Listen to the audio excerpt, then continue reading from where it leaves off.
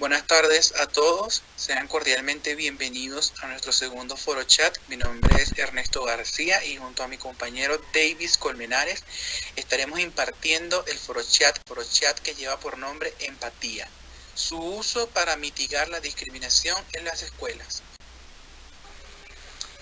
¿Qué es la empatía? Primero vamos a conocer un poco sobre su etimología. La empatía proviene del alemán Empfühlung, que significa entrada en el sentir. La empatía es la capacidad de comprender los sentimientos y emociones de otras personas para así crear un ambiente más respetuoso y en confianza. La importancia de la empatía es que ayuda a reducir en primera instancia la exclusión de las personas, ayudando a que haya un ambiente libre de discriminación. Por otro lado, bajo el respeto, crea un ambiente de confianza y solidaridad. También ayuda a que haya menos conflictos entre las personas y a su vez crea un ambiente de comunicación y lazos de amistad entre ellos. ¿Qué es mitigar? La palabra mitigar proviene del latín mitigare, que significa aligerar o suavizar. En sí, significa aligerar, reducir algún efecto o estado negativo. En psicología se refiere a la reducción de sentimientos o emociones intensas, que también ayuda a controlar determinados problemas de salud mental. ¿Qué es la discriminación? La discriminación proviene del latín discriminatio, que significa la práctica de la diferenciación, categorizando a las personas por raza, posición social, género, sexo, apariencia física, entre otros. La práctica de la discriminación también puede llevar a la exclusión de las personas y puede tener múltiples consecuencias. Hola, muy buenas tardes a todos, mi nombre es Ernesto García y hoy vengo a hablarles de cómo identificar un evento discriminatorio.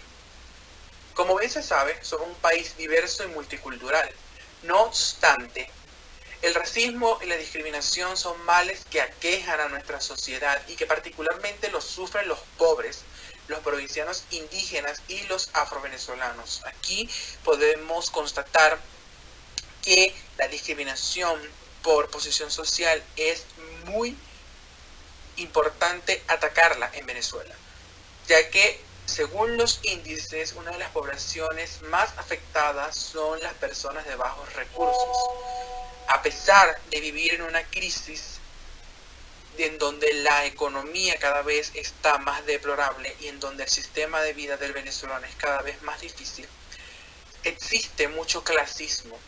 Y como bien se sabe, la discriminación es el trato diferenciado o desigual que sin justificación se ejerce sobre una persona o un grupo, esto ocasionando el menosprecio o el ejercicio o goce de sus derechos individuales o colectivos. Dicho trato no justificado se sustenta en motivos prohibidos por el ordenamiento público.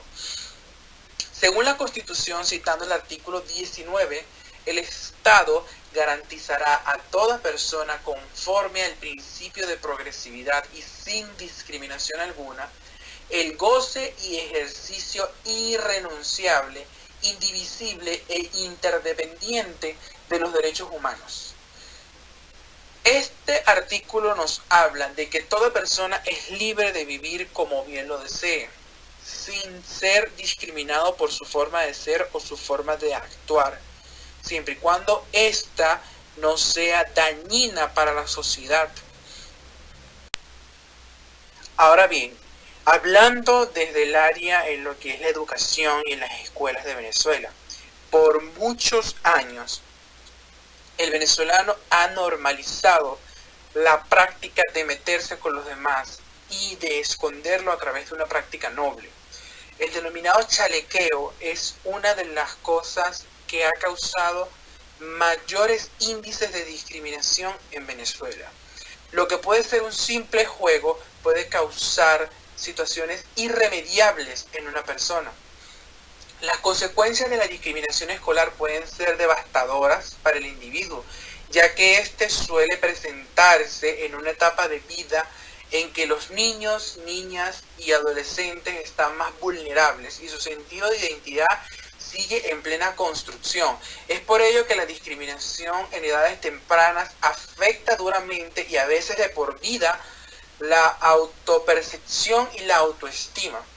Algunos problemas más graves en las escuelas pueden tener una causa en la discriminación escolar, que son el estrés y la ansiedad constante, la agresividad, la depresión, el bajo rendimiento escolar, la desvalorización, la sensación de importancia, la falta de acceso a las mismas oportunidades que los demás, e incluso la interiorización y reproducción de los prejuicios de una persona. Y sobre todas las cosas, lo más importante de atacar es el intento de suicidio. Una de las discriminaciones más comunes que se da en las escuelas a lo largo de muchísimos años, pero sin embargo hoy en día, a pesar de la diversidad y de la inclusión que se pueda tener alrededor del mundo en distintas escuelas, sigue siendo una problemática persistente, que es la discriminación por orientación sexual, que suele hacerse presente mucho antes de que los jóvenes establezcan plenamente su identidad sexual. Bastan algunas ligeras divergencias o actitudes que puedan interpretarse como atracción al mismo sexo para que los niños y niñas, pero especialmente los varones, sean fuertemente agredidos por otros niños al no expresar conductas típicamente masculinas. Otra de las discriminaciones más comunes en las escuelas venezolanas a nivel mundial es la discriminación por apariencia física. Cualquier rasgo físico que se salga del canon estético actual es blanco de discriminación en niños y jóvenes, desde el color de piel hasta las marcas de nacimiento o las deformaciones congénitas. Otra de las discriminaciones más comunes es la discriminación por raza. Cuando una persona tiene rasgos físicos distintos, inmediatamente se crea una dicotomía entre esa persona y el resto del grupo, especialmente cuando sus compañeros no están acostumbrados a convivir con personas de diferentes contextos culturales o vienen de entornos familiares xenófobos. La discriminación por raza puede afectar a cualquier persona, pero es especialmente frecuente hacia personas de un color de piel oscuro o de rasgos indígenas, que lo mencionamos anteriormente. Este tipo de discriminación es muy poderosa porque no suele venir sola, sino que se asocia a otras discriminaciones como la que se da por prejuicios de clase socioeconómica y religión. Y es allí donde entra la discriminación por clase social. El clasismo es quizá la causa de discriminación más común en la sociedad.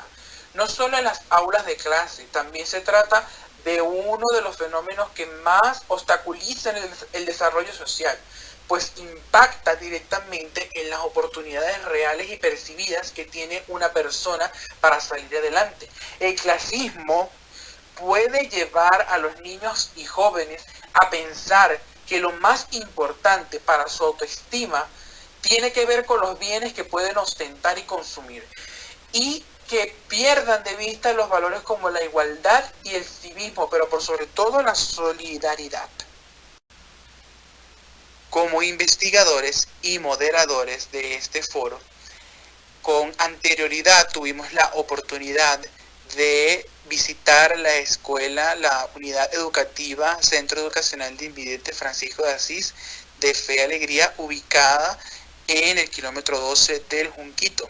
En esta institución educativa, como bien lo dice el nombre, incluyen a las personas invidentes.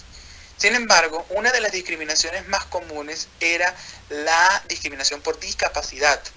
Y otra de las discriminaciones más comunes a un nivel mucho más grande que la de discapacidad era la discriminación por género. A pesar de ser una escuela inclusiva y a pesar de tener como bandera la inclusión en muchísimos ámbitos, no se escapa de una problemática tan grande como lo es la discriminación. Esto nos hace constatar que no solamente los problemas vienen de la familia, sino también de las personas internas de cualquier tipo de institución que no se dan cuenta o de alguna u otra forma invisibilizan lo que sería una situación como esta. Y por muchos años ha sido normalizada y es preocupante saber que niveles tan grandes, a pesar de la época en que vivimos, sigan siendo materia de sucesos dentro de la institución y fuera de ella. Logramos realizar diferentes cuestionarios dentro de nuestro proyecto investigativo, esa fue nuestra tesis como tal, y pudimos constatar que no solamente la discriminación por género y la discriminación por discapacidad era parte del problema, sino otras que también de alguna u otra forma afectaban a la población. Algunas de las estrategias que podemos utilizar para promover la empatía como generador de cambio en la no discriminación en las escuelas son creando clases donde se refleje la diversidad, utilizando artículos, libros, revistas, videos, etcétera, donde se refleje los ambientes de no discriminación y los niños puedan comprender las consecuencias que esto puede generar en una persona tanto psicológica como legalmente. Por otra parte, también creando charlas donde se promueva el mal uso del llamado bullying, creando charlas de concientización donde los estudiantes, niños, niñas y adolescentes puedan comprender y reconocer los ambientes de discriminación, cómo es el acoso, en qué momento llegamos ya a discriminar, a acosar a una persona por su género, por su raza, su condición social, su discapacidad, etcétera, entre otros. Otra de las estrategias pedagógicas que nosotros, como investigadores y moderadores de este foro, realizamos en nuestro trabajo de grado fue la creación de un manual titulado Proyecto Compacto, en donde le damos pequeñas orientaciones y estrategias a los docentes de cuarto, quinto y sexto grado. Sin embargo, estas estrategias se pueden aplicar a cualquier nivel de educación básica.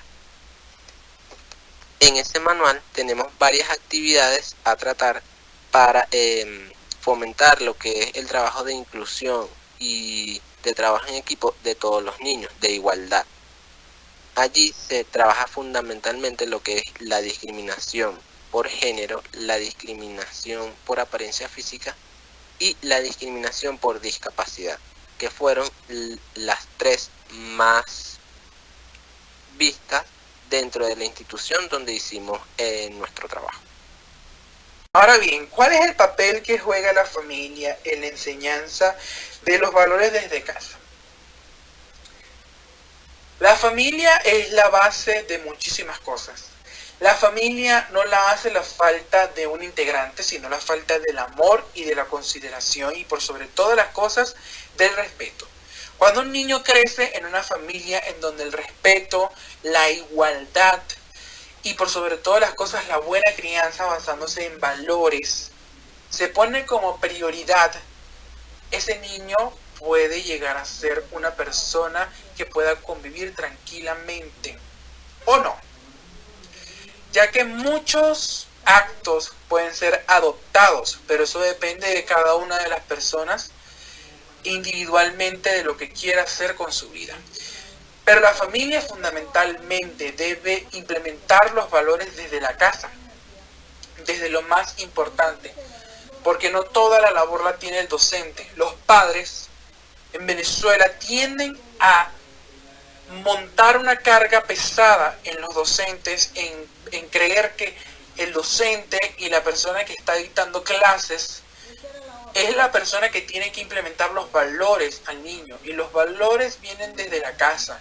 Un buenos días, un buenas tardes, un gracias, son una de las cosas más primordiales para que un ser humano pueda desarrollarse libremente en una sociedad. Pero por sobre todas las cosas, el respeto hacia sus semejantes y a los que no son semejantes, porque todos somos diferentes. Si bien se sabe, a lo largo de los años, la discriminación ha sido una problemática social muy grande. Y por sobre todas las cosas, al venir de un país latinoamericano en donde el meterse con los demás puede ser algo normal, no debería ser algo normalizado ni dentro ni fuera del ámbito familiar. Por sobre todas las cosas, se debe entender que a lo largo de los años hemos evolucionado como personas y debemos entender que cada día la sociedad pone por delante su pensar, sus sentimientos y sus emociones. Es por eso que hoy en día muchas personas tildan a la sociedad actual como generación de cristal. Yo pienso que más allá de ser una generación de cristal y una generación revolucionaria en todo el sentido de la palabra, yo pienso que ha sido una sociedad que ha puesto en la mesa lo más importante de un ser humano, que es la mentalidad, la integridad y cómo se siente por dentro, de expresar lo que siente y de expresar sobre todas las cosas sus emociones como ser humano que cada uno de nosotros somos. La familia es la célula principal de la sociedad, es donde se aprenden los valores y la práctica de estos construye la base y el desarrollo del progreso de una sociedad. Es quizá el único espacio donde nos sentimos confiados, plenos. Es el refugio donde nos aceptan y festejan por lo que somos, sin importar nuestra condición económica, cultural, intelectual, por nuestra religión, preferencia sexual. La familia nos acobija y nos apoya y nos ama y por sobre todas las cosas nos respeta. Ese es el estigma que se tiene de la familia. Muchas familias en Venezuela lamentablemente no cumplen con estos requisitos. Y esta desfragmentación familiar que hoy en día se vive, más notoria cada día, por múltiples situaciones que están pasando en nuestro país, vemos como cada día nuestra sociedad y por sobre todo los niños van en decadencia, se vuelven personas ofensivas, se vuelven personas irrespetuosas, se vuelven personas por sobre todas las cosas deprimidas. Porque a pesar de que la gente piense que es un acto de rebeldía, puede ser un acto de depresión. Y es por eso que es tan importante poner la salud mental de cada uno de nosotros, de los que sufren discriminación y de los que de alguna u otra forma viven en una familia con falta de todo este tipo de valores como el amor, el respeto y la solidaridad. Saber y entender el por qué este tipo de actos. Y es así, ¿por qué? Porque los niños son los receptores de todo lo que viven en casa y de alguna u otra forma lo comunican de lo que van a lo largo de su vida en las calles, con sus compañeros, con sus amigos. Si ven que su familia habla mal de los demás, los niños adoptan esa práctica. Si ven que sus padres se meten con todo el mundo, ese niño va a adoptar esa práctica. Pero eso es indispensable, ser cuidadosos al criar a los niños.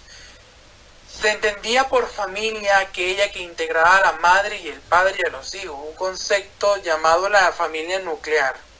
Pero en la actualidad ha sido modificada por muchísimas otras cosas, porque vuelvo y repito, no es la falta del integrante, sino la falta del amor. ¿Por qué? La falta del amor, la falta del respeto, la falta de la solidaridad. Cuando uno cría a un niño que va a una sociedad, a una colectividad de una forma no idónea, eso va a traer no solamente problemas al niño, sino a cómo se desarrolle. Es por eso que la familia, el representante, debe saber cómo implementar los valores a sus hijos para que estos puedan vivir en una sociedad de una buena convivencia. Nadie va a cambiar el mundo de un momento a otro, pero ese grano de arena que se aporta por cada niño es importante para desarrollarse como sociedad y de alguna u otra manera regular estos altos niveles de discriminación escolar. Para finalizar, leeré la siguiente frase. Una familia amorosa y cálida es un valioso refugio para los niños, donde aprenden los valores que los guiarán por el resto de sus vidas. Esta frase resalta el importante papel que desempeña la familia en el desarrollo de las habilidades sociales y los valores morales de los niños, Muchísimas gracias por su atención, espero les haya gustado nuestro segundo foro chat del servicio comunitario. Ahora le damos apertura para que puedan preguntar o intervenir referente a este tema. Hola, muy buenas tardes, espero se encuentren muy bien, gracias por su pregunta. Bueno, con respecto a lo que usted formula, principalmente yo considero que los padres y los docentes deben tener una conversación previa de lo que de la crianza de los niños. Yo pienso que las escuelas fundamentalmente deberían implementar un análisis psicosocial de la familia, psicopedagógico también, porque deben saber de dónde vienen sus estudiantes, de cuáles son sus problemas, de cuáles son sus carencias, porque pasa que muchas veces la institución educativa, por no saber de la situación personal del alumno, tiende a emitir juicios inciertos. Normalmente los niños que tienen problemas dentro de las instituciones educativas tienen problemas en casa.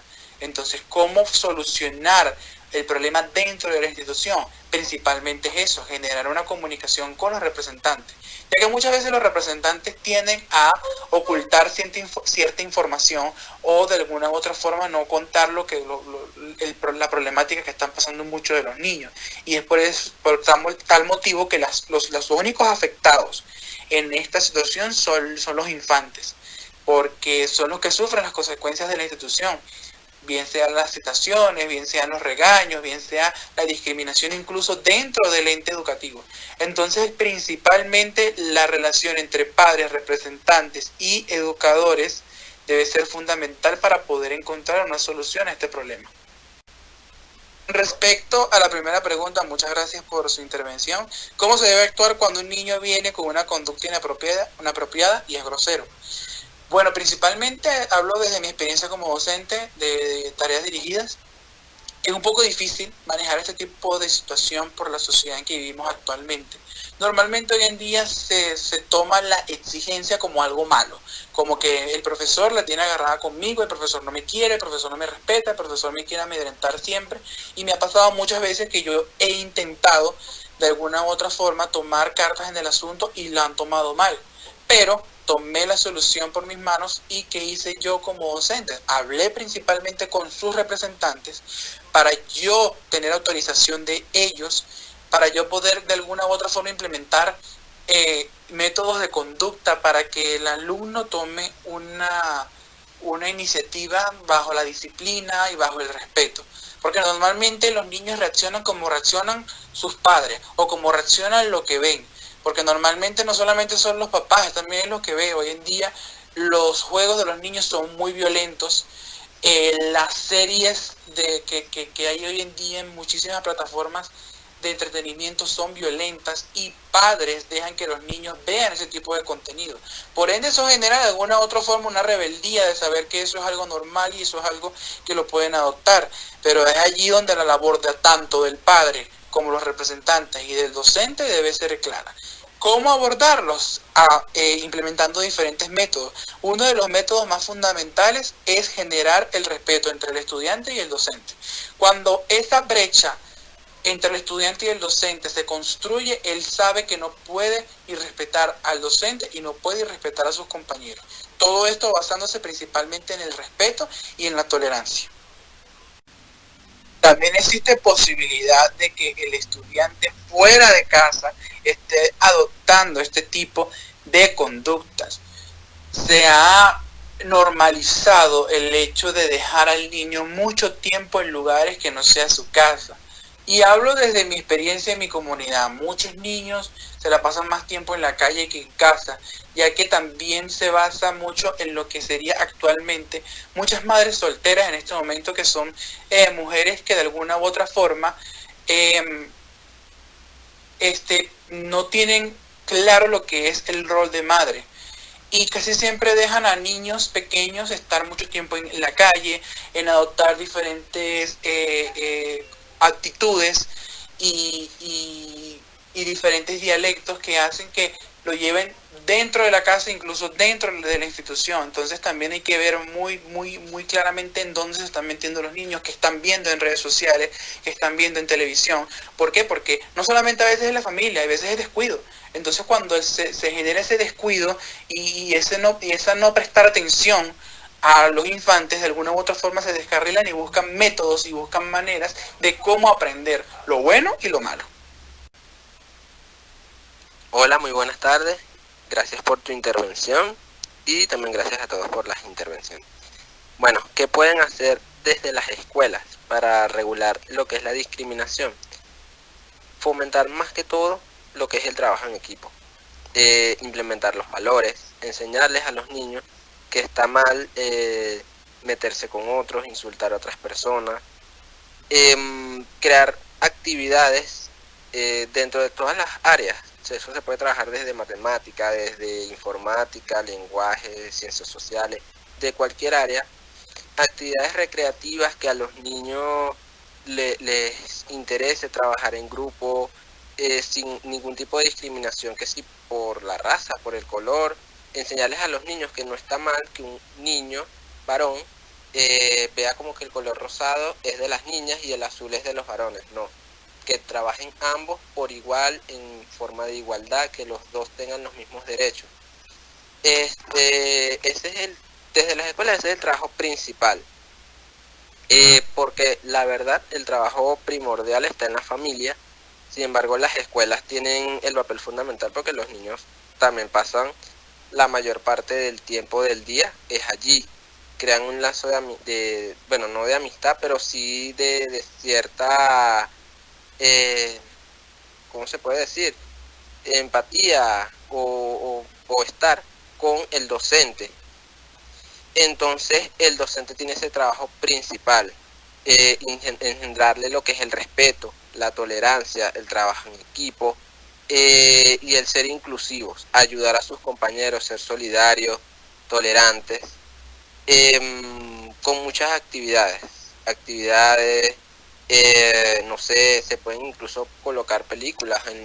Anteriormente con los niños habían espacios donde podían ver películas educativas que les enseñaban no solo la parte académica como tal, sino también la parte de valores, que es muy importante hoy en día, ya que se han estado perdiendo, y ya que hoy en día los niños también trabajan mucho lo que es la parte tecnológica, utilizar esos mismos medios que a los niños les interesa para trabajar eso. Hola, buenas tardes, gracias por su pregunta. ¿Cómo hago si mi hijo adopta el mal hábito de meterse con los demás a través de redes sociales? Las redes sociales hoy en día juegan un papel fundamental. Deben tener mucho cuidado los padres y representantes de lo que están viendo los niños en redes sociales, ya que hoy en día existen diferentes tendencias que incluso fomentan el meterse con los demás. El denominado cyberbullying. El cyberbullying principalmente es meterse con los internautas desde las redes sociales, bien sea desde un perfil falso, bien sea por algún comentario en una foto, bien sea por incluso se toma como discriminación el reaccionar de mala forma en alguna foto o en algún comentario, o de hablar mal en chats privados o en grupos que tengan en común, bien sea dentro con los estudiantes o de amigos. Principalmente se debe tener conocimiento de tecnología. Existe un método de colocar los celulares de los niños en modo niños. Este modo niños de alguna u otra forma aparta lo que sería muchísimas opciones y interacciones que el adulto pueda tener en un teléfono celular. El modo niño de alguna u otra forma regula los contenidos malsanos que pueda ver el niño a través de redes sociales. Vamos a poner el ejemplo más macro, el TikTok, que hoy en día es una de las plataformas digitales más grandes del mundo. El modo niño de alguna u otra forma elimina videos, comentarios, imágenes que puedan ser perjudiciales para el niño. Entonces creo que es muy importante principalmente empaparse del tema para poder tomar cartas. Buenas tardes, gracias por tu pregunta. Bueno, yo creo que lo primordial en este caso primero que todo sería hablar con el niño. Hablar con el niño para ver qué es lo que está sucediendo. Y luego de eso, hablar también en la escuela, con la maestra, ver si es que el niño, hay otros niños que tienen esa misma conducta, si hay alguna situación o alguna problemática. Que si el niño entra y él tiene buenos modales, tiene un buen comportamiento de otra escuela donde venga o desde casa. Y pasado un tiempo de la escuela adopta eso, probablemente sí puede que venga de allí, pero sí sería más recomendable que hables con la docente encargada del niño.